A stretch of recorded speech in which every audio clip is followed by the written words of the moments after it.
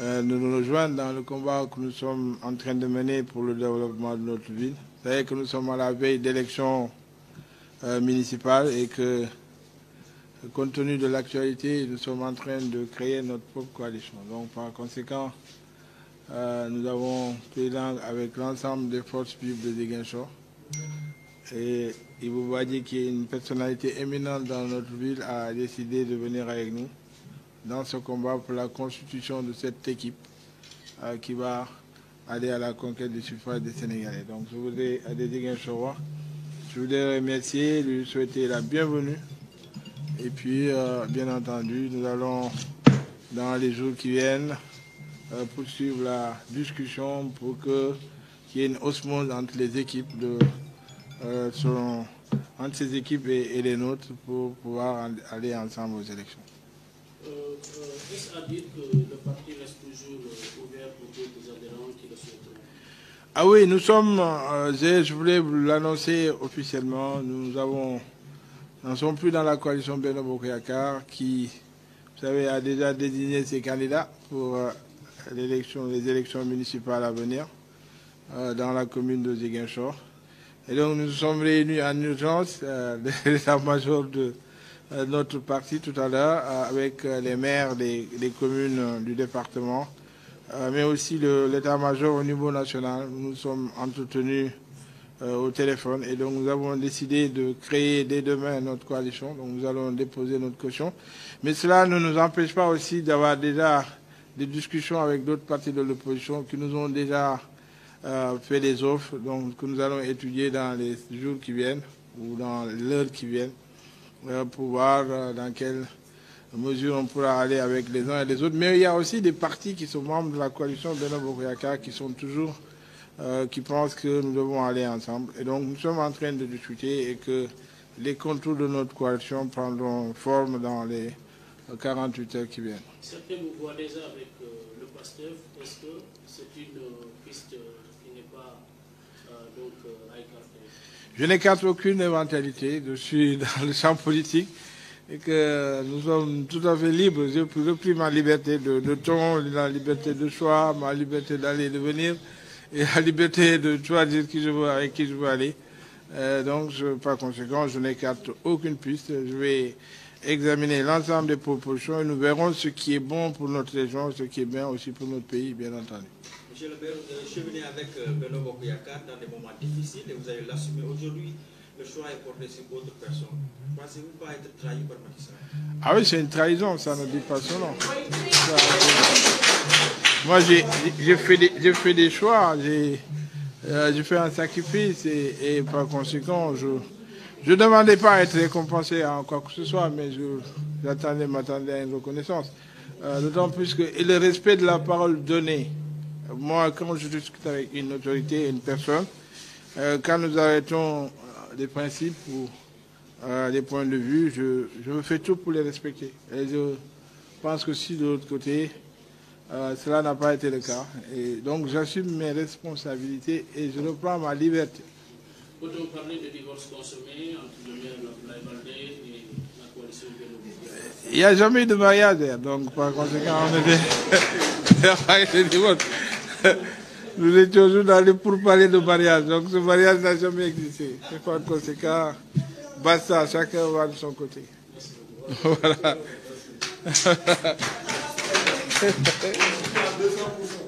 Oui. Notre ami Sol est revenu là.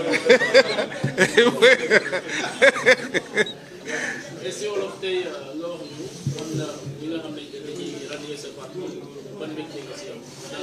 waaw mbégte bu rëy di gërëm di sant aussi Ibou Badji nga xam ne sama mbokk la sama xarit la sama wóllëre la boo xam ne dafa jël tey décision ñëw bokk ci combat boo xam ne ñu ngi koy engagé combat boo xam ne combat pour Ziguinchor la combat pour suñu gox la donc mu seet ci ñëpp ñoo xam ne ñu ngi yëngu ci mbirum politique ci Ziguinchor nga xam ne que pour Ziguinchor mu am yaakaar ni que peut-être que tànn ma ànd ak moom moo gën moom la yaakaar ni que moom mooy njëriñu waa Ziguinchor donc mu jël décision boobu ànd ak ñoo xam ne ñoom la àndal di ko si gërëm bu baax a baax si ay bés bi di ñëw si fan yi di ñëw dinañu continuer discussion bi pour xool ak moom nan la ñuy créer benn équipe bu mag boo xam ne dinañu ànd dem si élection yi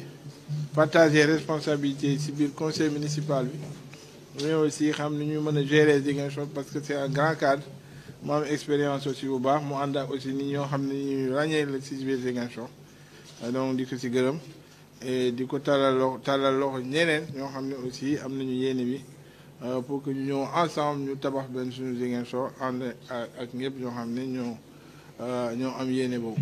investiture yi muy def déjà am nañu ñan ñooy nekk candidat donc pour la coalition Benno Bokk Yaakaar au niveau de la mairie ak le département yow dafa mel ni dañ lay expliquer nan nga jàngee mbir boobu. waaw mbirum war laa ko jàngee parce que je pense que loolu mooy moo bi parce que man bu mu waxtaan ak kilifa waxtaan ma ak ñoo xam ne ñoo fi nekk daf ma bu may ñëw di leen gunge ci élection présidentielle yi ak seen njiit laa waxtaanoon bii aussi noonu la demee donc amoon lu ñu tëral bon ñu dem ba si jëfandoo moom mu jëfe leneen boobu c'est son plus grand droit mais di leen xamal ni que bés ni ki tey jël nañu suñu liberté dañu créer suñu coalition ou bien ñi ànd ak yeneen coalition de toute façon forme yëpp sont ouvertes dinañu discuter ak ñëpp ñun déjà nañ constituer suñu bloc et puis laaj loo xam ne moom la ñu war a laaj et puis lépp loo xam ne war nañ ko def pour intérêt Ziguinchor dinañ ko def pour intérêt région bi mais pour intérêt Sénégal. ñu bëri dañ jàpp ne ni déjà sa parti ak bu Pastef boo moytuwul sax dinañu toog waxtaan pour ngeen mën a ànd ak Sonko si local yi est-ce que loolu piste bu ñuy écarté la.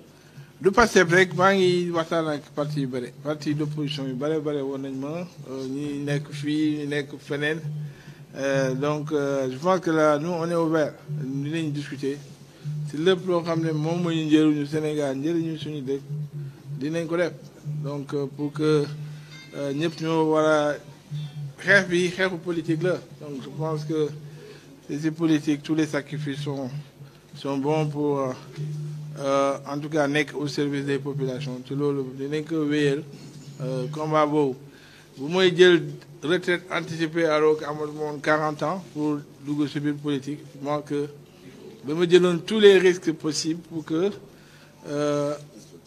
pour j'étais inspecteur général d'État ñëpp xam nañ loolu donc dama jël retraite anticipée pour ñëw def politique donc xam naa ne le champ politique est champ impitoyable et donc tous les coups sont permis mais Dieu merci on est là et puis apparemment ce sont les mêmes qui étaient là en face de moi ñoo fi nekkoon 2014 ñoo fi nekkaat dañ leen di duma rek nañ leen di duma woon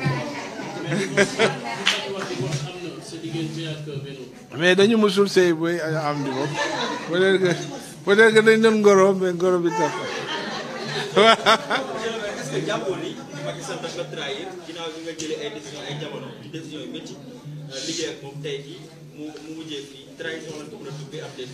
loolu lay nuroo de toute façon man béy naa sama waat bu ñu dajee bu ma sëgg peut-être que moom mooy sëgg lépp loo xam ne waroon naa ko si suñu diggante def naa ko donc moom moo nekk ak conscience am man ma nekk sama boss voilà.